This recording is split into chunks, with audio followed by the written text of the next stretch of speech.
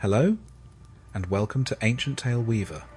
Every morning of your life, you have seen it. The sun rises in the east. It cuts through the darkness, brings light and warmth and life to our world. It is the most reliable, most fundamental, and most certain thing in our existence. We take it for granted, but the ancient Egyptians did not. To them, the sunrise was not a guarantee. It was not a certainty. It was a victory. It was the result of a brutal, terrifying, and eternal war, fought every single night in the darkest depths of the underworld. A war fought by their greatest god, Ra, the sun, against a monster of pure, unadulterated chaos, a creature whose only purpose was to unmake everything.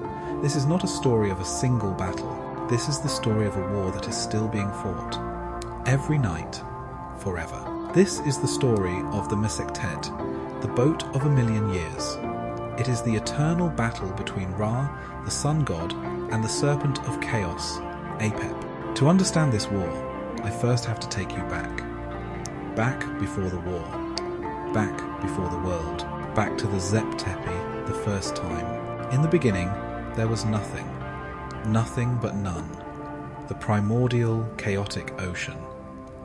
It wasn't a god, it was a state. It was a limitless, dark, cold, and silent abyss of water, the ultimate expression of Isfet, the Egyptian word for chaos.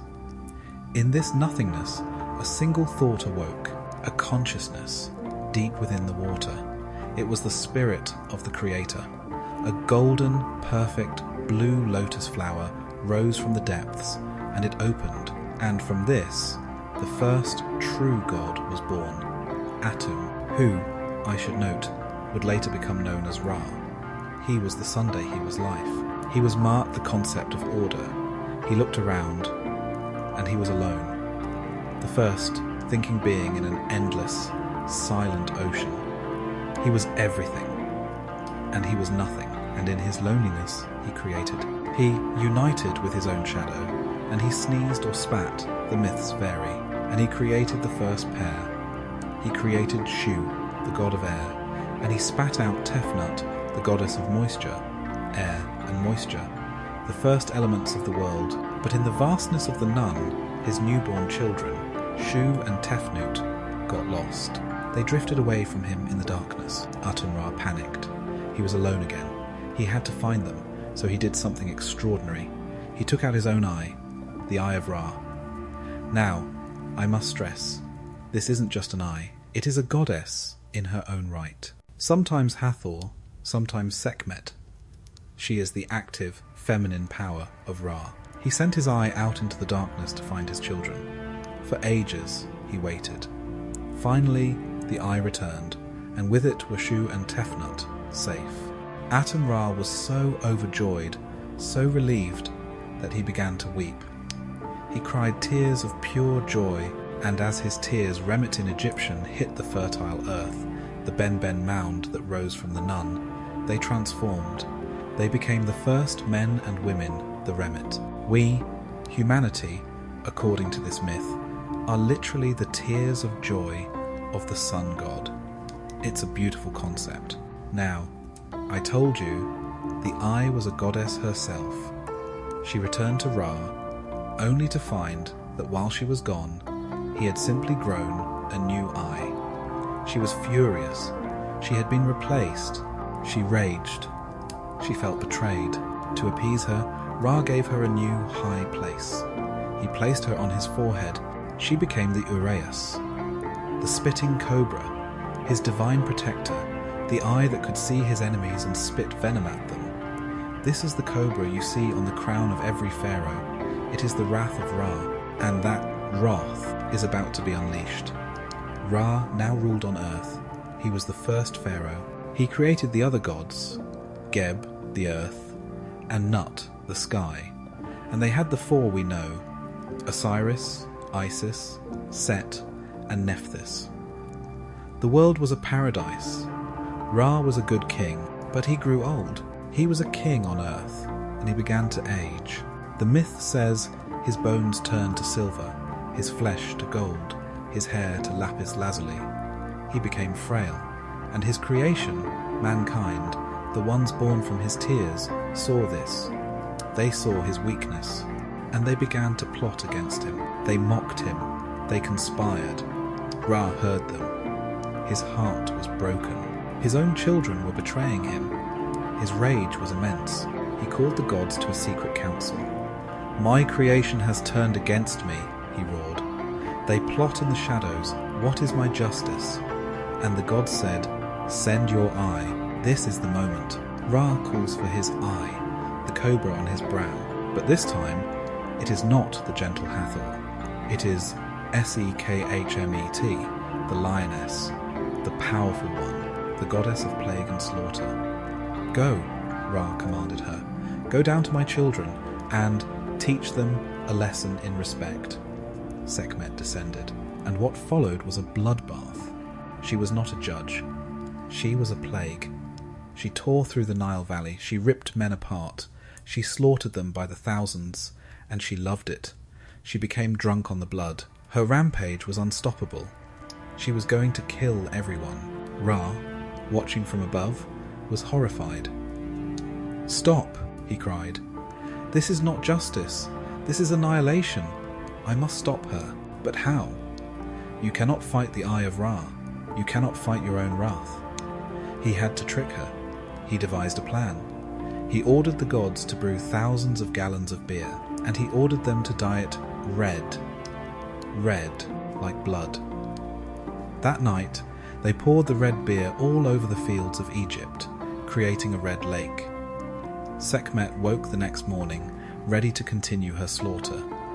She saw the red lake. She thought it was a lake of blood. She was overjoyed. She ran to it, and she drank. She drank, and she drank, and she drank the blood-red beer, and the goddess of slaughter became hopelessly drunk.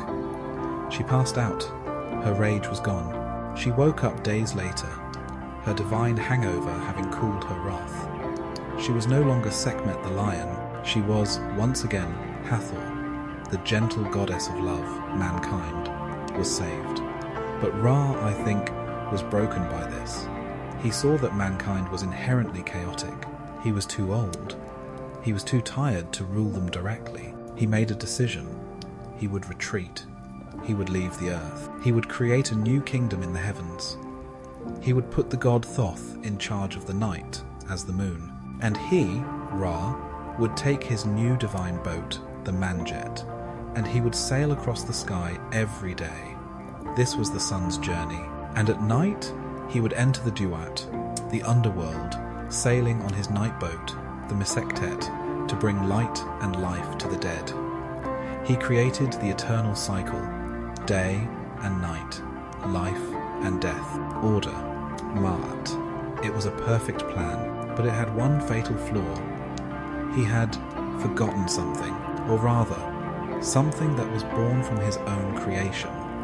Back in the beginning, when Atum-Ra, the light, first rose from the chaos of none, his very emergence created an equal and opposite reaction. The darkness that he pushed away didn't just vanish, it coalesced. It became sentient. It became a creature of pure Isfet, pure chaos, a colossal cosmic serpent of darkness. His name was Apep, or Apophis. He is not a god, he is a void. He is the anti-creation. His only goal, his only desire, is to swallow the sun, to kill Ra, and to return the entire cosmos back to the silent, black nothingness of none. And this serpent, Apep, had been waiting. He dwelled in the darkest part of the Duat, the underworld, and he knew that Ra, in his new golden boat, was now fated to sail directly through his territory every single night. The stage was set. The eternal war was about to begin. Hello, and welcome back. When I left you, the stage was set for an eternal war. Ra, the sun god, disgusted by humanity's rebellion, had retreated from the earth. He had established a new, perfect, cosmic order. He would sail across the sky by day and journey through the underworld, the Duat, by night. But in the very act of his creation, he had created his own shadow, a being of pure, mindless chaos named Apep, a cosmic serpent whose only purpose was to devour the sun and unmake the world. And this monster, Apep, was waiting for him in the darkness below. Now, I want to take a moment to explore the mechanics of this journey, because to the Egyptians, this wasn't just a metaphor, it was a process. It was a job. Ra, in his full glory, had two forms and two divine boats. When you looked up at the daytime sky, you were seeing him in his manjet, the boat of 1,000,000 years.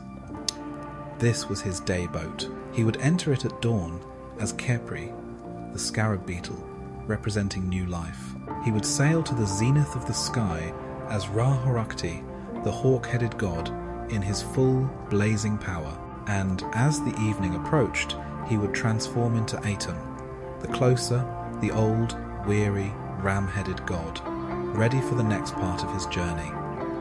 The most dangerous part. At sunset, Ra didn't just go away, he died. He sailed over the western horizon and entered the underworld, the Duat. He would leave his day boat and board his night boat, the Mesektet. His journey was now a funeral procession. And I think this is the most beautiful part of the myth. He wasn't just hiding at night, he was doing his duty. He was bringing light, hope, and life to the souls of the dead. He was, quite literally, the light in the darkness. But the Duat was not a safe place. It was a terrifying, complex, and deadly realm. It was a river, divided into 12 hours, or 12 gates. Each hour was a different region of the underworld, with its own monsters, its own challenges, and its own population of the dead. For the first few hours, the journey is relatively peaceful. Ra, in his ram-headed form, his bar, his soul, floats down the river. His boat is crewed by other gods who help him navigate. The dead who line the banks awaken as his light passes. They cheer him. For this 1 hour, they are alive again. They are warm. They are no longer in the dark. This is Ra's great gift. But as the journey gets deeper, as he approaches the midnight, the 4th and 5th hours, he enters his territory, the realm of Apep. Now, Ra does not sail alone. He cannot. He is the sun. He is light. He is the target. He is vulnerable. His boat is crewed by a pantheon of protector gods. This is the dream team of the Egyptian pantheon. At the helm, you have Thoth, the god of wisdom, magic, and the moon. He is the navigator. He knows the secret paths and the magic words to get them through the gates. You have Horus, the god of kingship, the air, who represents the victory of order.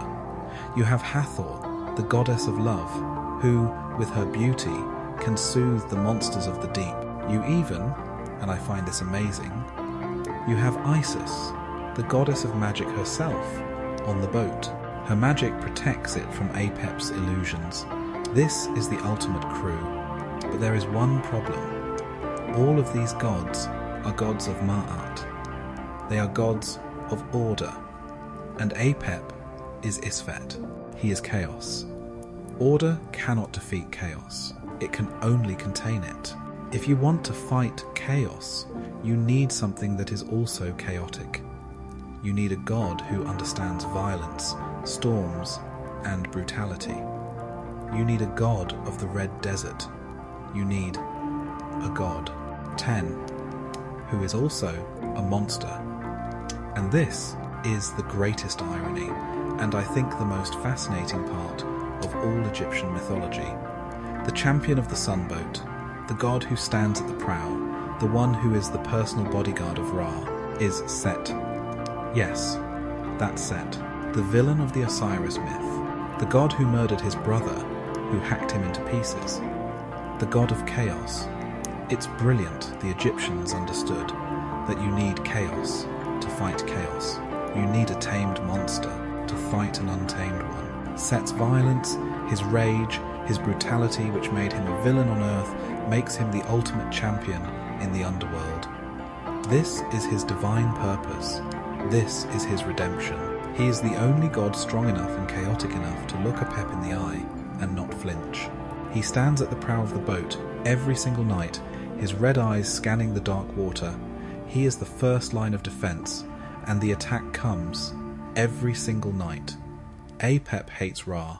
He hates order. He hates light. His entire being is focused on this one moment when the boat passes his lair.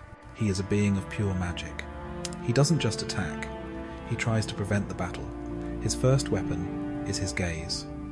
He rises from the water, his eyes glowing with a hypnotic power, a power so great it puts even the gods to sleep. Ra slumps, Thoth slumps, Isis slumps. The entire crew of Order falls asleep on their oars. The boat stops. Apep rises to devour them. But one god is still awake. Set. His eyes are red. His nature is chaos. The hypnotic gaze of chaos has no effect on him. He is immune. He roars a curse and stabs his spear into the water, breaking the spell. The gods awake. The boat moves on. Apep fails. So he tries a new tactic. He knows the river. He knows the boat must pass a certain point, and so he tries to stop them with his own body. This is the greatest fear of the gods, that Apep will use his colossal coils to create a sandbank in the river of death. Or even worse, that he will drink the river dry, and one night he does. The boat of 1,000,000 years lurches. It stops. It is stuck, beached, on a sandbank of pure chaos. Ra is trapped. The souls of the dead who are waiting for his light begin to wail. This is the ultimate horror, an eclipse of the soul. The sun is stuck. It cannot rise. The world will freeze. And Apep rises from the mud to attack the helpless. Boat. This is the moment. The crew is in despair. All except one. Set. He roars.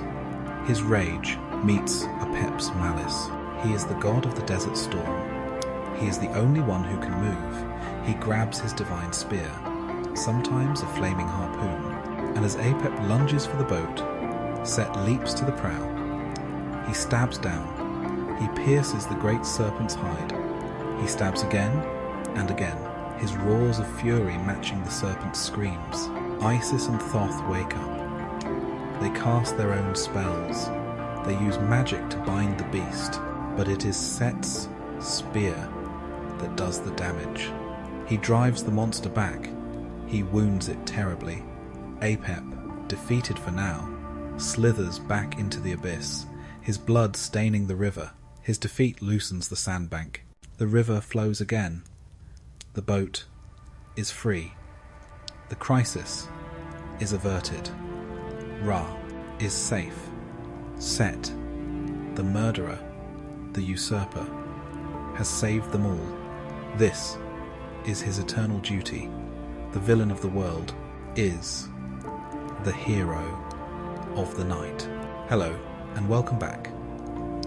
When I left you, the eternal war had reached its nightly climax. The sunboat of Ra, travelling through the dark river of the Duat, had been trapped by the chaos-serpent Apep. The gods of order were paralysed, but Set, the god of chaos, the champion of the boat, stood his ground. He fought the monster, wounded him, and drove him back into the abyss. The boat was free. The sun was safe. For now. But Apep's defeat was not the purpose of the journey. It was just an obstacle. Ra's journey through the 12 hours of the night was not just a race to survive. It was a process of renewal. And in the deepest, darkest hour of the night, what the Egyptians saw as the midnight of the soul, Ra had to perform his most sacred, and I think most mysterious, duty. He had to die, so he could be reborn. At the 6th hour, the boat sailed into the deepest, most sacred region of the Duat, the land of the dead, the kingdom of Osiris. As we explored in our previous epic, Osiris was the good king, murdered and dismembered, who became the permanent, silent king of the underworld. He was the body, the corpse of kingship. Ra was the light, the soul, the Ba. And in this moment, the most important theological event in Egyptian mythology occurs. Ra, the living soul, merges with Osiris, the dead body. The Ba of Ra unites with the corpse of Osiris. In this mystical union, both gods are renewed. Osiris, the dead, is given life and light for a single glorious hour, and Ra, the living, is given stability, rootedness, and the power of the dead. He is recharged. The two, who are one, he passes through his own death, and from this union he is no longer the old setting sun, Atum. He is now re-energized, ready to be reborn into the world of the living. His boat sails on, past the kingdom of his other self, and enters the final, most dangerous hours of the night, heading for the dawn. The boat, now full of this renewed, divine light, passes through the final gates, the 10th hour. The 11th hour, the demons of the Duat, seeing his renewed power, no longer attack, but bow in reverence. And then he reaches the 12th hour, the final gate. This is the dawn. To the Egyptians, this gate was the womb of the sky goddess. Nut, Ra, the old ram-headed god, sails into the body of his mother, Nut.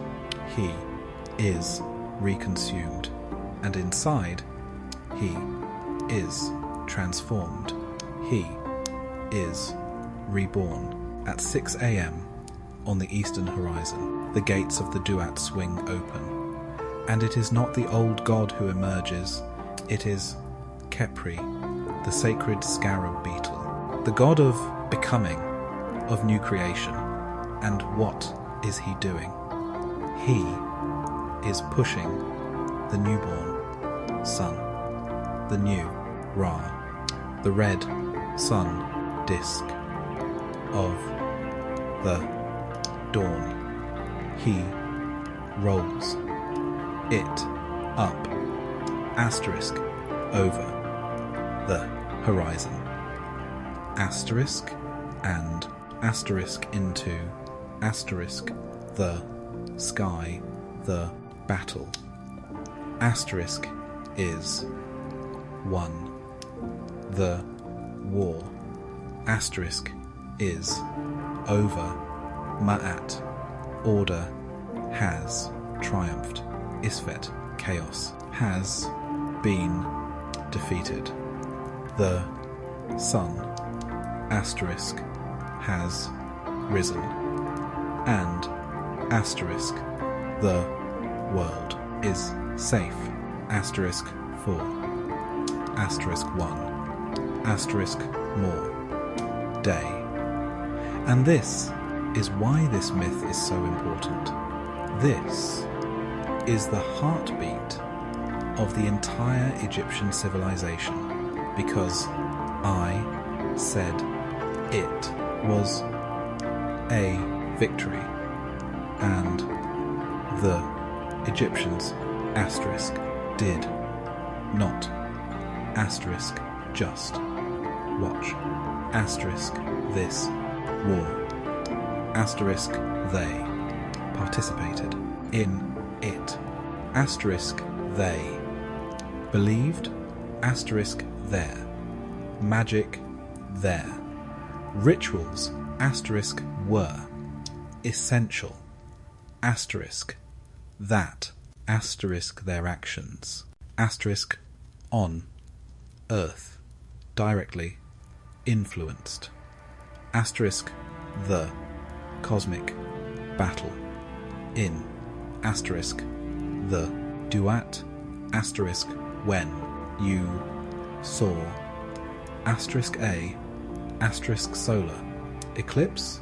That asterisk was not an astronomical event. That asterisk was asterisk APP, winning asterisk. That was Apep, swallowing asterisk the asterisk sun boat. The entire nation would go into asterisk A panic. They asterisk would run out into asterisk the streets. They asterisk would beat drums. They asterisk would scream curses. This at asterisk the sky asterisk. They were literally trying asterisk to frighten the serpent asterisk into asterisk spitting Ra asterisk back out asterisk and asterisk when the sun reappeared. They had succeeded. Their magic had worked. But the real battle, was fought by the priests. Every night, in every temple in Egypt, the most important ritual was performed. It was called the Book of Overthrowing Apep. I find this to be the most metal thing in the ancient world. The priests, at the hour of midnight, the exact hour Ra was facing Apep in the Duat, would begin their battle. They believed they were lending their magical energy to Set to help him win. They would take a papyrus scroll or a wax model made in the shape of a serpent. They would write Apep's name on it, and then they would curse it. They would mutilate it.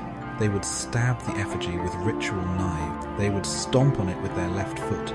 They would spit on it, and finally they would burn it. They would destroy it. And they believed, with all their hearts, that this act of sympathetic magic was actually stabbing. Asterisk, the asterisk, real, Apep, in. Asterisk, the underworld.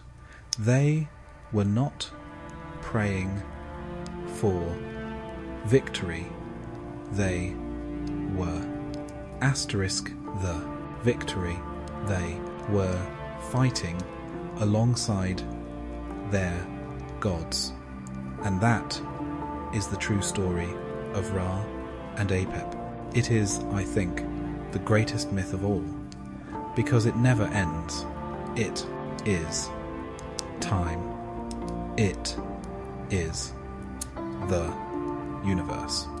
It is the story of Ma'at, order, and Isfet, chaos, and I love that.